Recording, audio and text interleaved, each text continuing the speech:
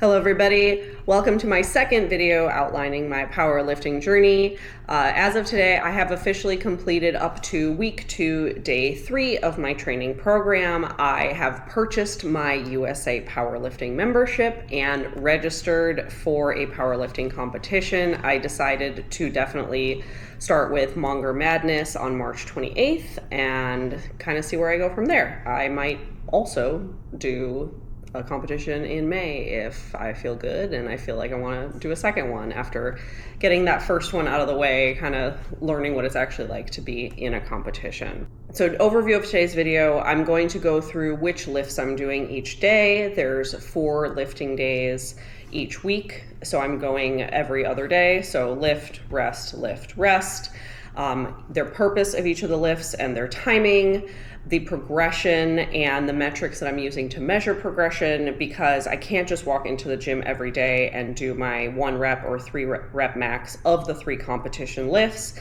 That would be exhausting, and that actually wouldn't help me get my numbers up higher of those 3 lifts. So then what are the lifts that I'm doing? So day 1 for the next 3 weeks is a competition squat, a paused bench, overhead press, bent over row, and back extension. So competition squat, and I'll go through the sets and the reps for this and the intensity, the weight I'm actually lifting in a second here.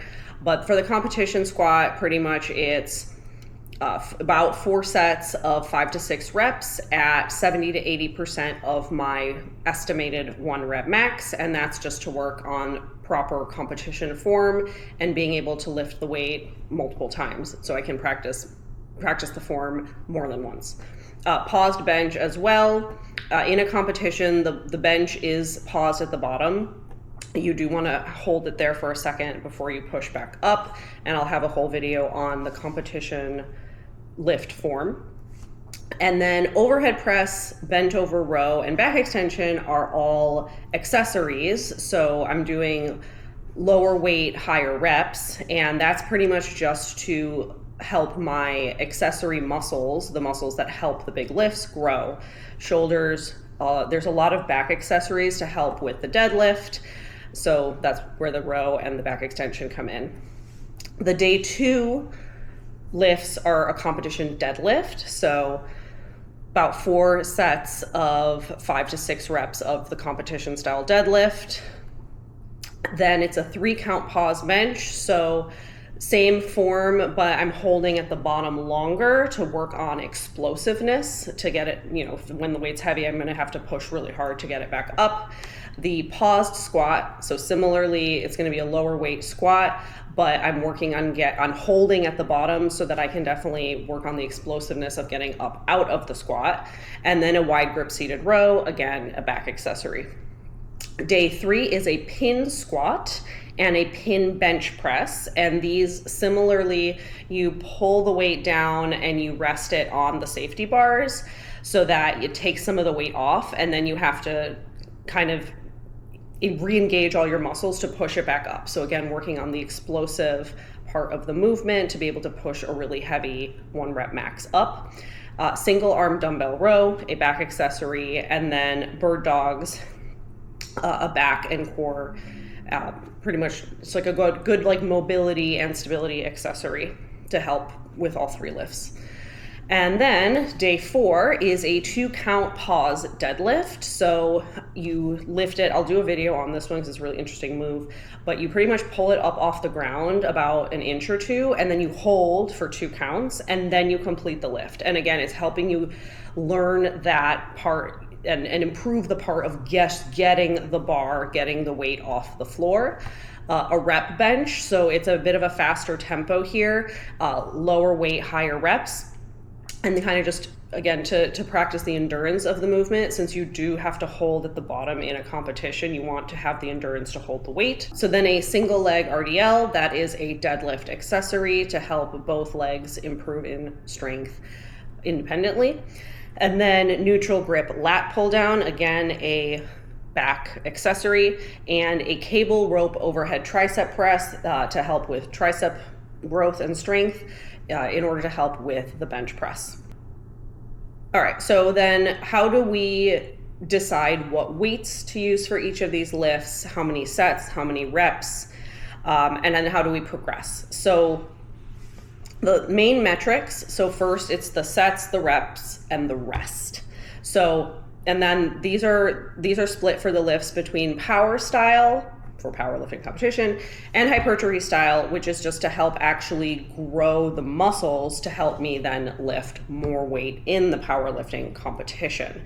So for power style lifts, it's 3 to 4 sets with 4 to 6 reps and 2 to 3 minutes of rest in between each set.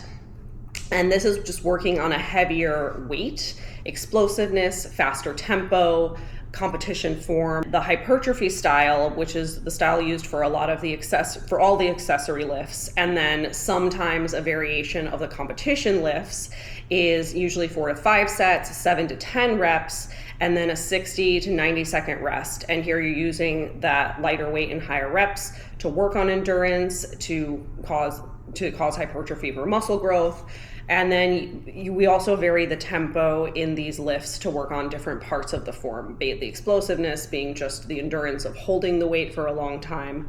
And then lastly is tempo. So how fast to perform the eccentric, the isometric, and the concentric parts of the lift. So in a squat, the eccentric portion would be lowering the weight, the isometric portion is the hold, and the concentric part is pushing the weight back up. So in that, in a bench, this would be a tempo of 1, 1, you hold at the bottom, 1. That is the competition tempo. In a squat, the competition tempo is 1 down, 0 pause, and then just straight back up. So 1, 0, 1.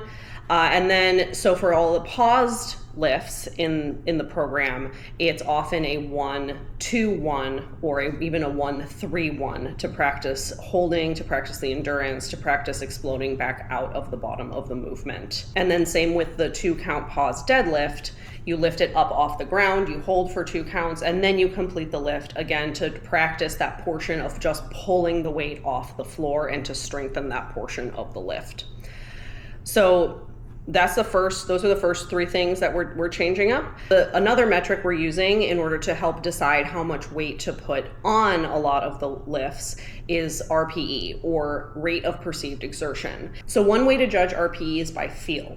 So if the program says an 8 out of 10 RPE on a lift, for all the total number of sets and reps that it's asking for, I want it to be a difficulty for me of 8 out of 10. So that's still pretty challenging, but it's not a 9 or a 10. A 10 is like, I am just struggling. I am really, really struggling to pull the weight or push the weight back up.